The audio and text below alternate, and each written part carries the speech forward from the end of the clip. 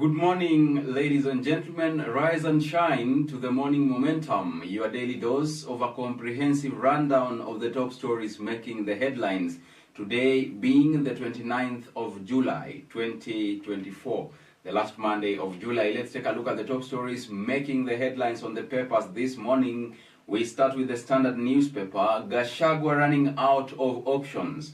It is not in doubt that Deputy President harbors ambitions to succeed President William Ruto, and if he thought he was close to his target by endearing himself to Mount Kenya, then that target has moved quite a distance as the bromance between Raila Odinga and President William Ruto blossoms. More of that story is beefed up for you on page 4 of the Standard this morning. Moving on to other stories, IEBC recruitment gathers team, why it matters. That story is comprehensively covered for you on page 2.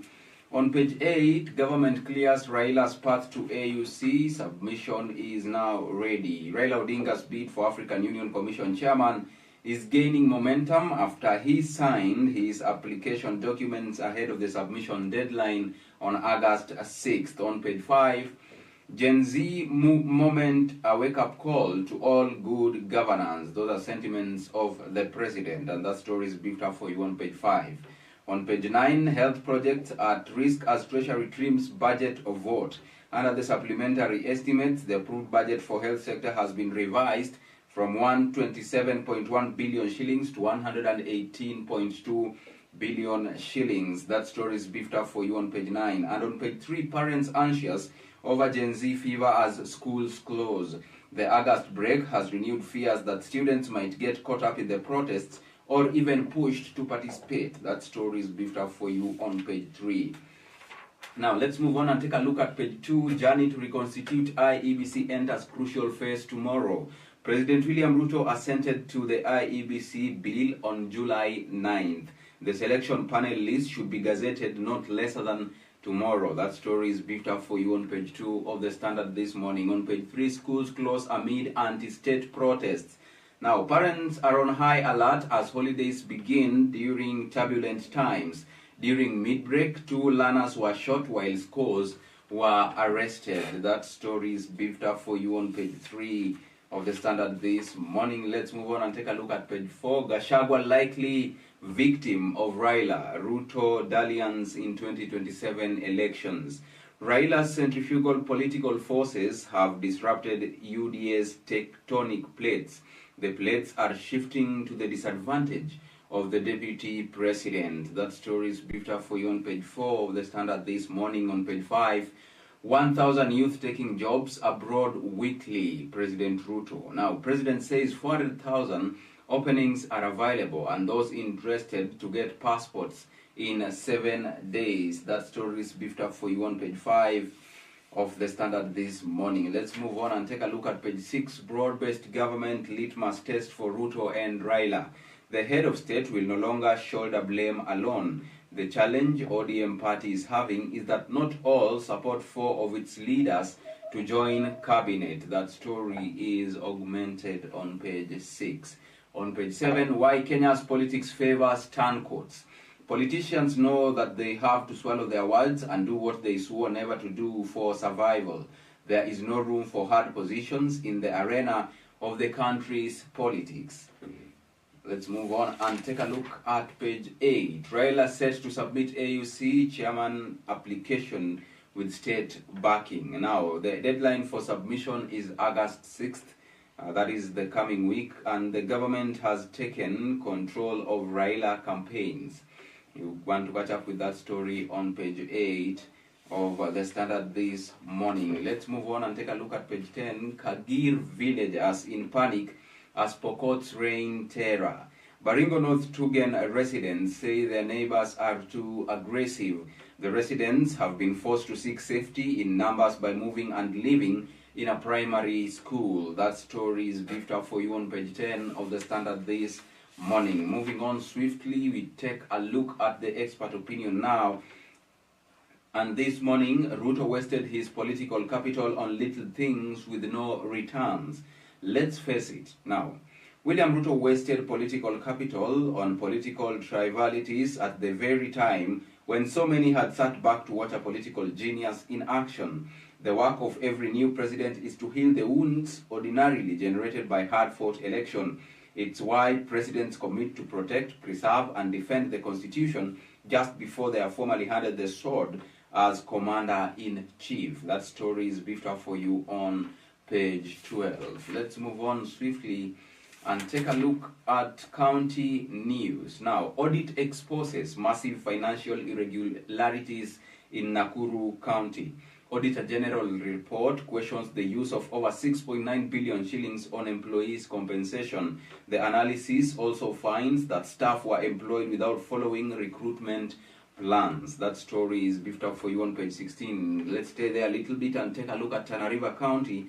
Residents urge actualization of cluster plan.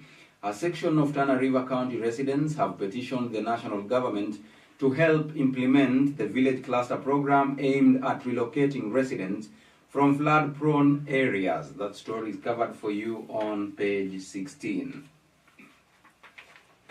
Let's move on and take a look at page 17. Wamatangi reveals how Kiambu County cuts road construction cost. The devolved unit uses its own equipment, water, bowsers, and staff. Construction material is sourced from quarries on county-owned land at no cost. That story is beefed up for you on page 17. The target is to do 1,200 kilometers, and the county has so far constructed 1,000 kilometers of roads. In the new financial year, the county will build 1,200 kilometers. Let's move on swiftly and take a look at some more news, and that lands us on the international scene. 2 years in 100 days, American election enters the home stretch. Democrats have largely consolidated behind Vice President Kamala Harris. Trump's previous 3-point nationwide lead in polling averages has been practically halved in a week.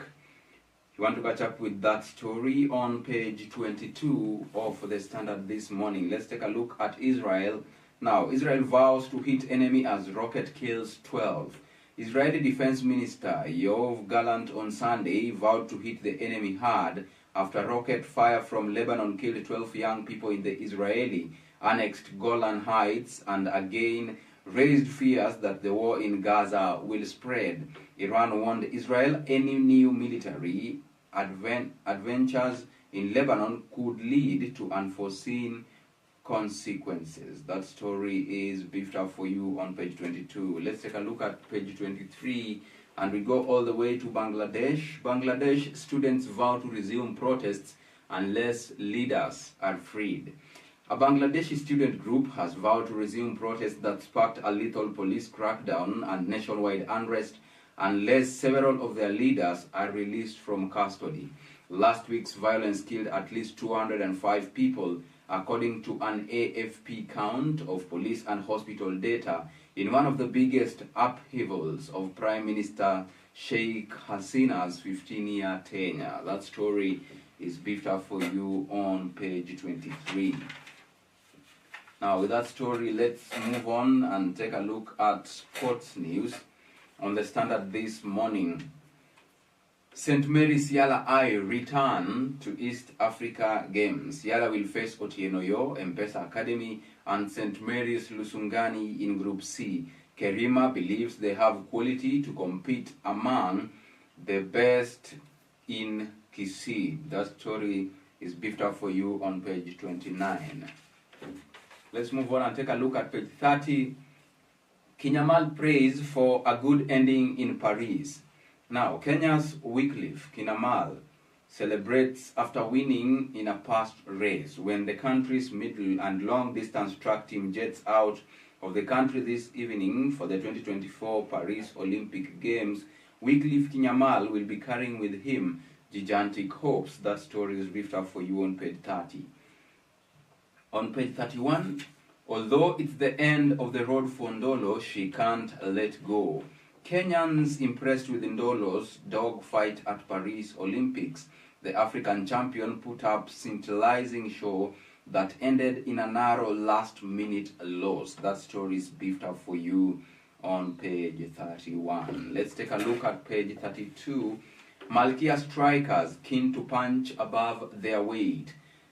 2000 is the year first time Kenya played Brazil at the Sydney Olympics, and Kenya has played Brazil 8 times. Kenyans will be chasing their first ever win at the Olympics, and Kenya will face Poland and Japan in their second and third ties.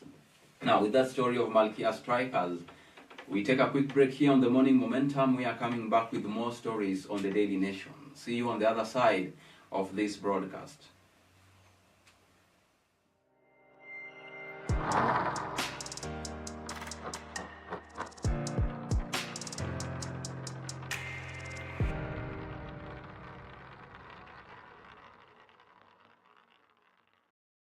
Je, wewe ni mfanyabiashara katika sekta ya elimu, afya bora, usafiri ama unamiliki kampuni yoyote ile? Ungependa kupata fursa ya kutangaza biashara yako ili kuwafikia wateja zaidi? Usikonde. Runinga ya Younib inakupa fursa ya kupeperusha matangazo kuhusu bidhaa na huduma unazotoa kwa bei nafuu. Kwa maelezo zaidi, wasiliana nasi kupitia nambari za simu 0750344700 ama kupitia barua pepe marketing@younibtv.com. Jinyakulie leo. Younib TV, ever the best.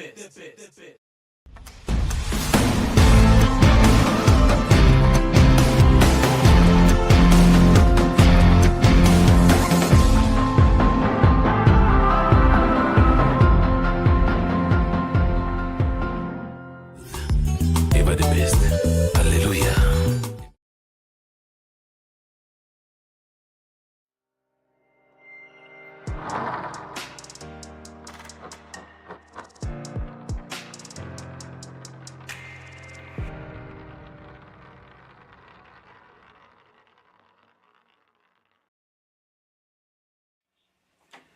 Welcome back to the Morning Momentum. If you're just joining us, you are rolling with the host with the most. Alfonsoh is my name, and definitely we are taking up the airwaves on the best youth television network in East and Central Africa. This is Younib TV. Use the hashtag The Morning Momentum at Younib Media TV at Alfonsoh Albakwekwe. Let's take a look at the top stories on the Daily Nation.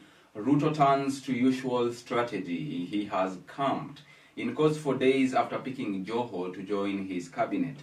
President Ruto is back to his usual strategy of touring regions he perceives will accord him a good reception after doling out political rewards in cabinet appointments, a script he has perfected since coming to power in 2022. The political tours are usually discussed as development visits. That story is beefed up for you on page 4 and page 5 of the Daily Nation this morning. Let's take a look at another story on page 7. Red flags in Adani JKIA deal mirror audits 2018 concerns. Questions being asked about the proposal to lease Jomo Kenyatta International Airport to an Indian firm mirror concerns the Auditor General flagged out about a similar aborted deal involving Kenya Airways in 2018. Now, on page 6, MPs clash with senators over conflict of interest bill. You want to catch up with that on the Daily Nation this morning. Let's get up close and candid and take a look at page 2. Kenyan officers in Haiti engaged the 400 Mawozo gang in fierce gunfight. The criminals attacked the police when the officers took control of Road 2. Working closely with the Haiti National Police, the officers engaged members of the notorious gang on Saturday night. That story is beefed up for you on page 2. On page 3, NLC settles counties boundaries dispute. The NLC was called to look into the matter following a petition filed in 2021 by Mr. Okia Omtata.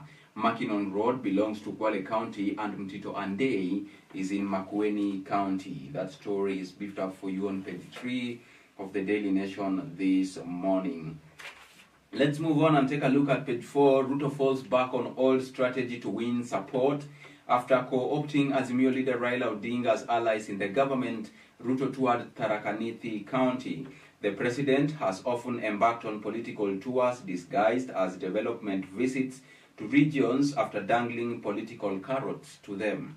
That story is beefed up for you on page 4. Let's take a look at page 5. There will be no new projects launched on rejection of finance bill, President says. The government will not launch new projects following the withdrawal of the Finance Bill 2024, President William Ruto has said. Speaking in Taita Taveta after attending a service at St. Peter's Anglican Church of Kenya in Bura, Mwatate Sub-County, the President said the rejection of the controversial bill would affect the implementation of projects across the country. Let's move on and take a look at page 6, MP's big clash over conflict of interest bill. Senate amendments will have given public officers free pass to bag government contracts. Committee of Equal Representation now to come up with compromise version of the bill. That story is beefed up for you on page 6. On page 7, red flags in the Adani JKIA deal mirror auditors 2018 concern. Indian firm seeks to invest in new passenger terminal building, second runway and refurbish existing facilities. Onyonka wants the Senate furnished with contract documents of the agreement. That story is beefed up for you on page 7.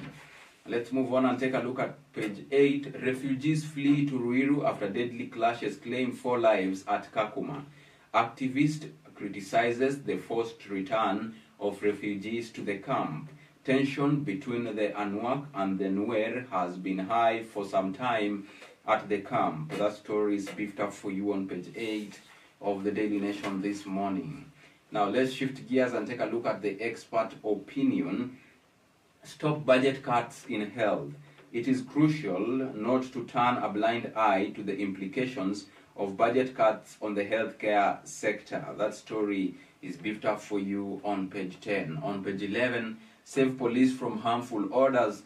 There are no laws in Kenya that allow for human rights violations by the police.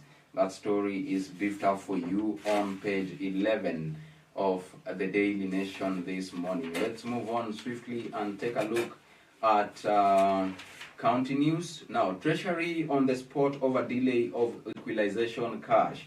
Senators push authority to revert 14 beneficiaries, not 34, for meaningful changes. Board chief says CRA spread the fund thin, making it difficult to assess the impact of the money. Let's take a look at Kwale County briefly. Kwale village gets clean water finally.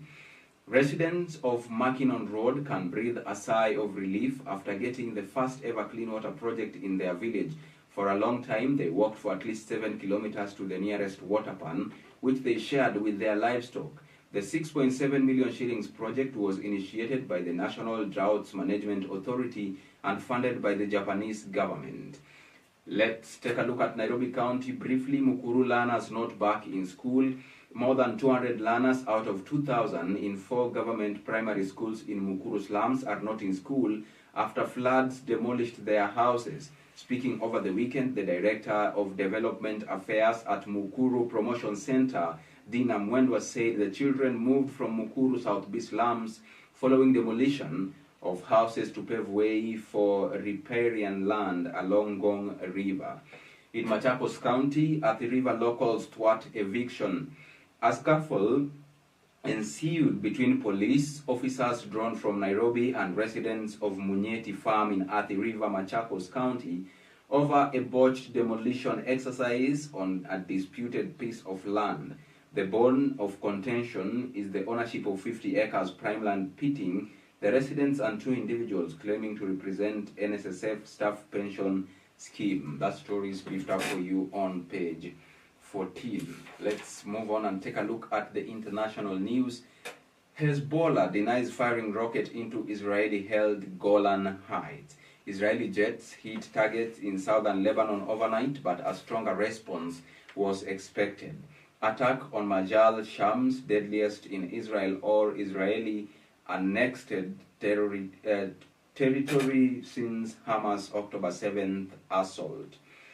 Let's take a look at Khartoum. At least 25 killed in paramilitary raids on El Fasher. At least 25 people were killed on Saturday in the artillery shelling by the paramilitary rapid support forces.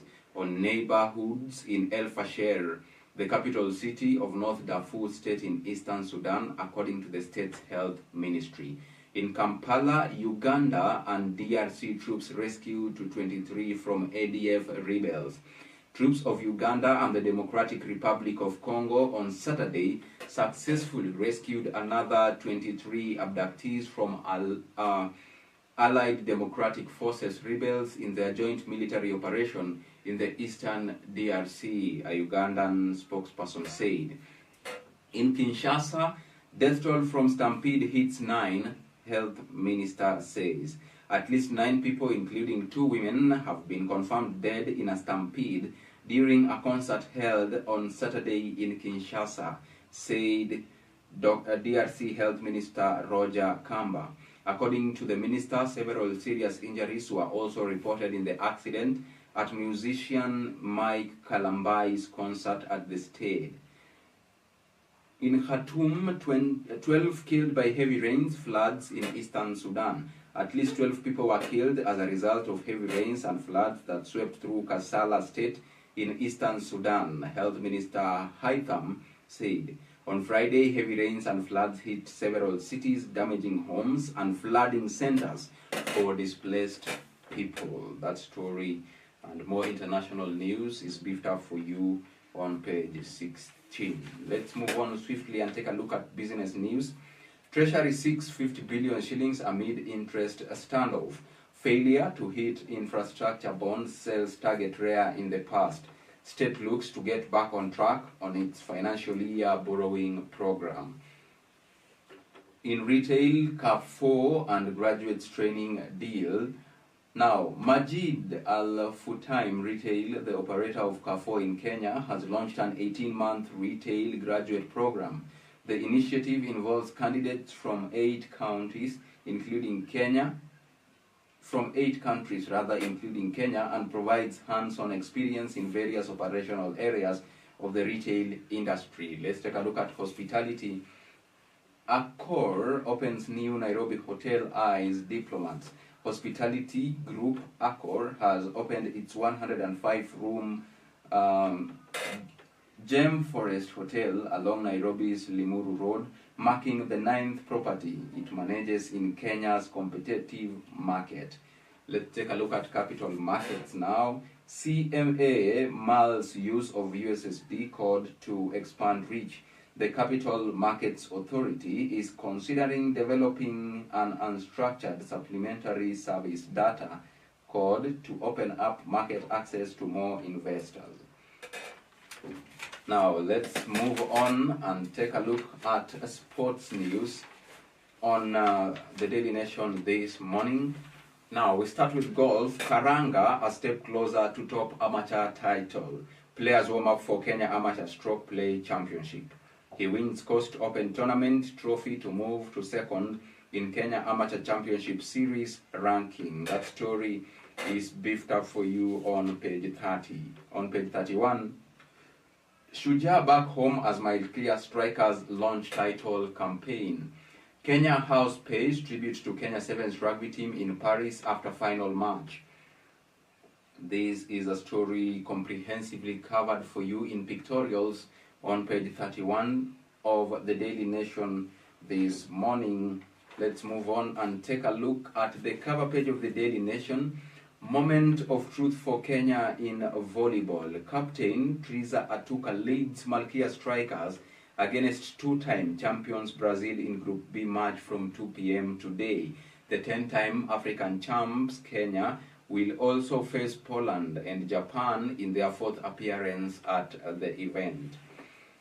Now, in other sports news, former Olympic 5,000 meter champion John Ngugi tips Kenyan trio to end gold drought.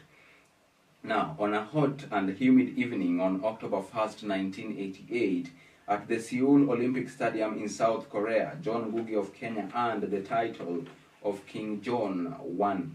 Ngugi won the 5,000 meters gold medal for Kenya to cap an extraordinary Olympics which saw the country finish first in Africa and 13th overall with 9 medals, 5 gold, 2 silver and 2 bronze. You want to catch up with more of that story on the cover page of the Daily Nation this morning. Now, with that story of Moment of Truth for Kenya in volleyball, we come to the end of today's session of the Morning Momentum.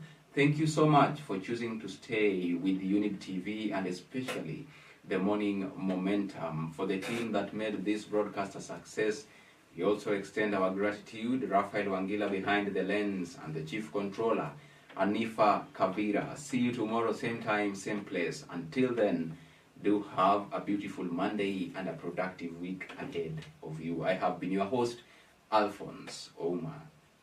Go.